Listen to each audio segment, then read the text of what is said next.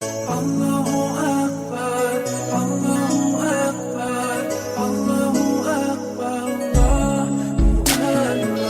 Allahu Akbar, Assalamu alaikum wa rahmatullahi wa barakatu.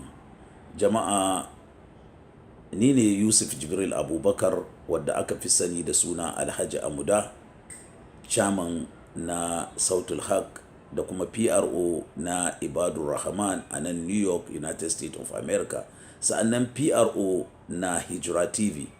Jama'a, Hijra TV TV ce da aka bude ba don komi ba saboda ci gabar addinin musulunci da zamantakewa na musulmai musamman a zangonninmu.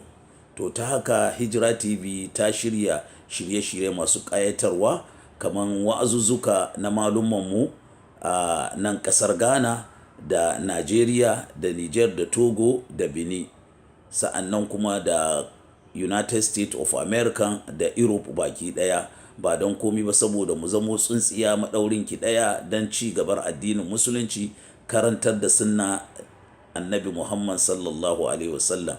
Hijra TV za ta kawo shirye-shirye na musamman abin da ya shafi na yara kamar kacici-tacici, abin da ya shafi addinin musulunci, sa'annan da kuma shiri na matasa 'yan makaranta na boko da na islama.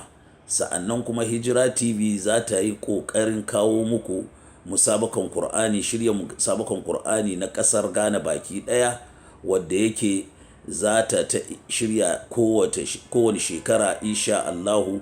Ta haka muna kira jama'a kowa ya ƙoƙari ya kawo tallace-tallacen shi a nan tasha na Hijra TV, abin da ya shafi kasuwanci, sayar da sayarwa, a tarurruka na aure na addinin musulunci za ka iya kawowa a tallata ma a Hijra TV.